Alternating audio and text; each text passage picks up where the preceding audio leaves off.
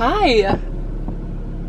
So good to see you here. I'm so happy you're here. I hope you're having a beautiful day. I hope you're feeling at peace. And I just hope you're feeling good in your life right now, okay? I hope you're feeling good in your life right now. But if you're not, which like, your girl's been through it this week. It's been a really heavy week for me. So if you're not feeling your best right now, no, that's okay too. And you're not alone in that. Please talk to people about it. Friends, loved ones, therapists, whoever, just please talk to people about your feelings. I promise you it makes you feel so much better. I scheduled an extra therapy appointment yesterday. I talked to my friends and I just feel so much lighter today. So please talk to people if you're going through a rough time. Like, you're not alone in this, and there are people out there who love you so much and want to talk with you. So yeah. Anyway, now on to this video.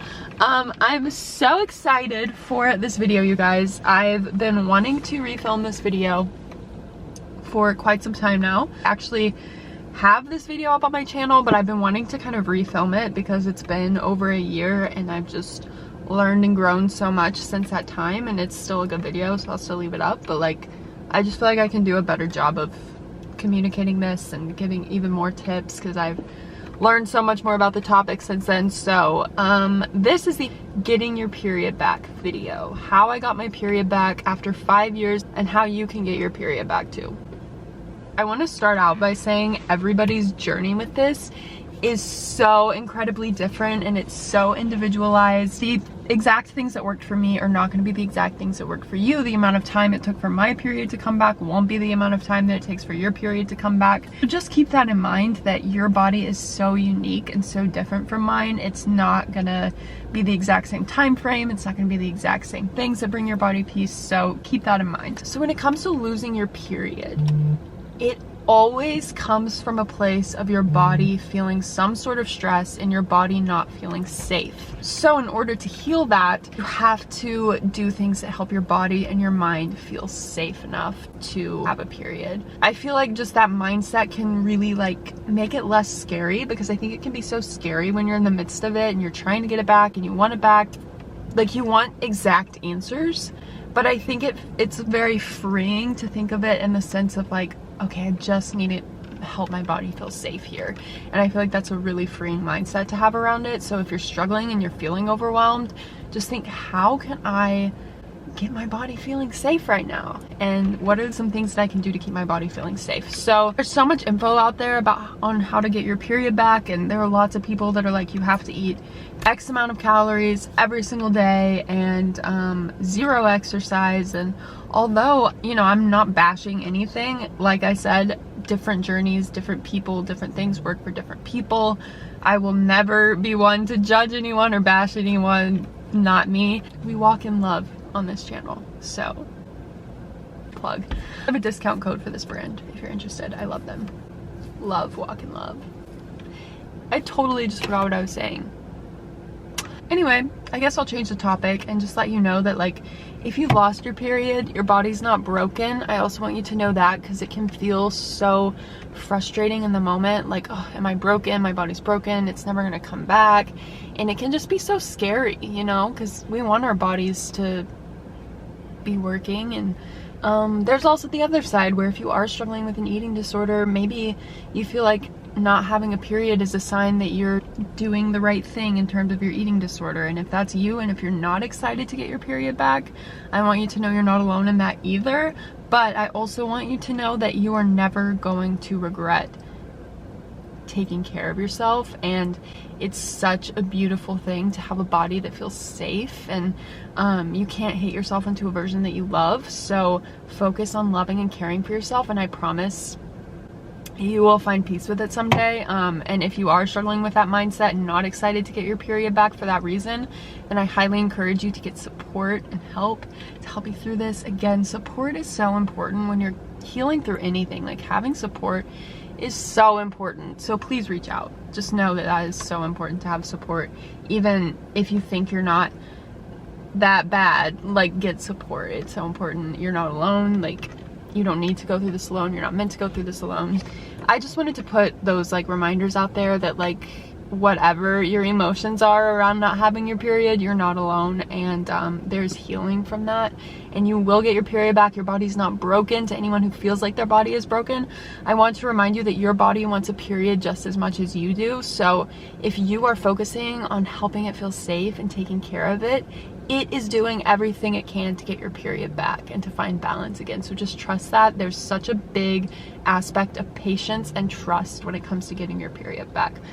So anyway, on to the video, on to the tips and tools. My best tips for really helping your body feel safe, because like I said, if you're not having a period, your body doesn't feel safe for some reason. So it's important to get to the root of that and kind of ask yourself, hey, you know, what's going on in my life? Like, where can I help my body feel a little more safe? Am I not eating enough? Am I doing too much cardio? Am I exercising too much? Am I too stressed? Is my career very toxic?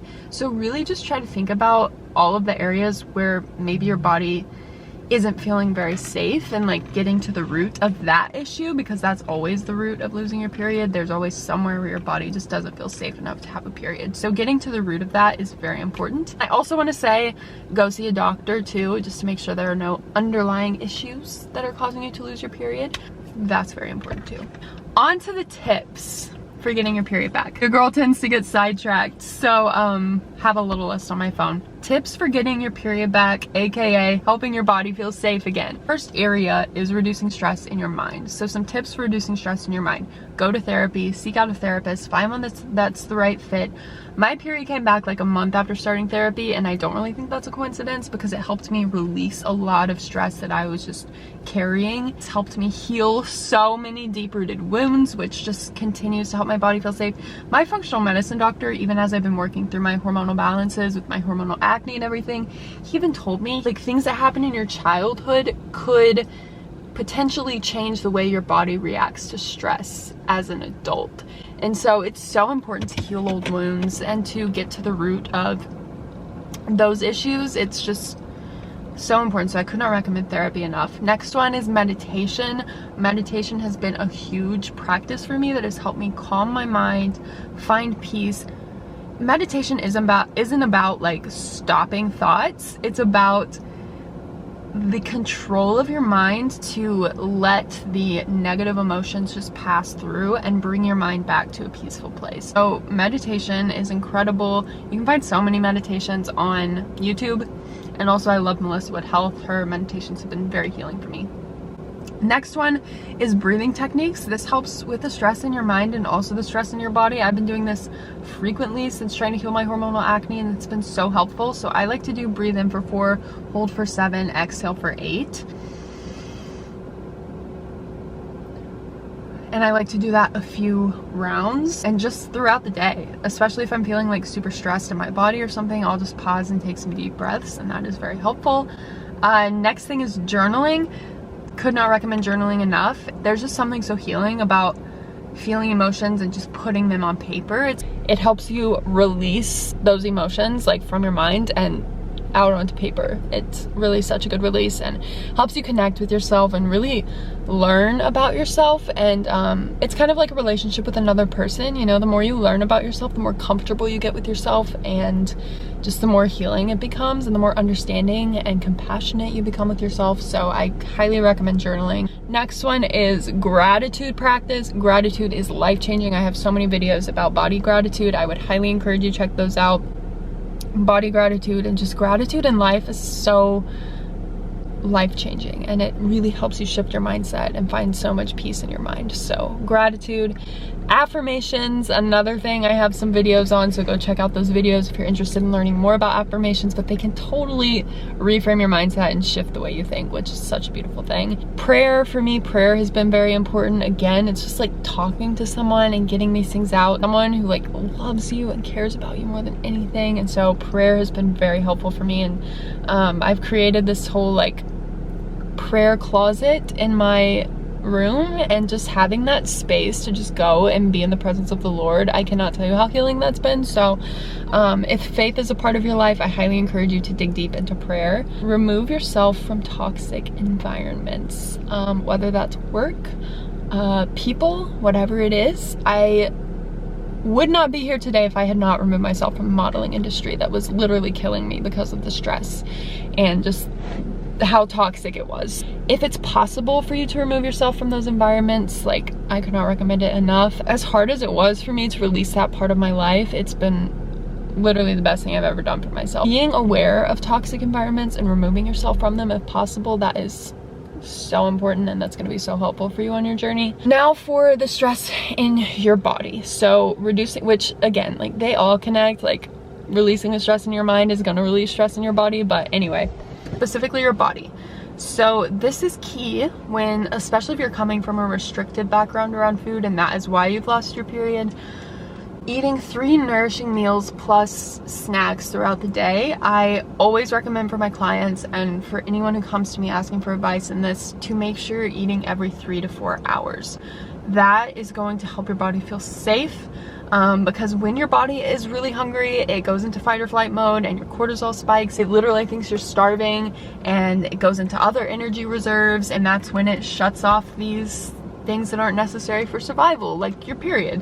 Making sure you are adequately fueled throughout the day is so important. I don't love focusing on numbers, so I'm not one to be like, eat this amount of calories every day, but if you are eating 3 balanced nourishing meals plus 3 snacks a day, eating every 3 to 4 hours, that's really going to help your body feel safe, and you are most likely going to be getting enough nourishment if you genuinely do that with the right intentions. So, and if you don't know how much to eat, or, you know, because I know there is a period where you really are out of tune with your hunger signals and you don't know how to portion stuff, get someone to help you, family member, get them to help you portion out your meals. Making sure you're eating every 3 to 4 hours throughout the day is so important. Next, reduce caffeine.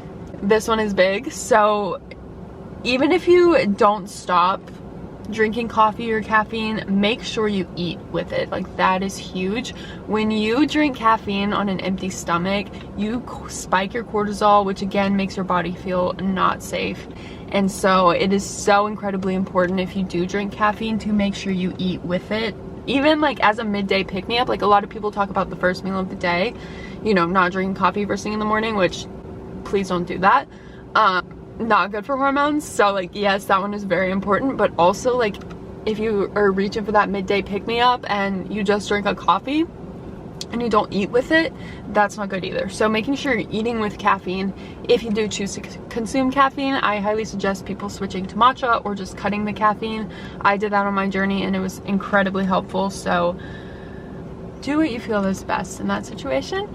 Releasing restrictions. So if you have any restrictions in your life when it comes to the food that you eat, as far as just like, you know, obsessed with looking at ingredients and clean eating, whatever, just making sure you are releasing that restriction and allowing yourself to eat in an abundance and nourish your body with the right intentions. That is so important. And again, reach out for help if you don't know how to do this. Little self plug here, I am a holistic health coach and eating disorder recovery coach, and if you are struggling with any of this and need some extra guidance and support on your journey, I would love to be a part of your journey. So I'll put a link below if you want to like reach out to me for a free discovery call, no strings attached, just to chat. You can ask me questions, any of that. I would be happy to be a part of your journey. So anyway, release restriction and get support if you need help doing that.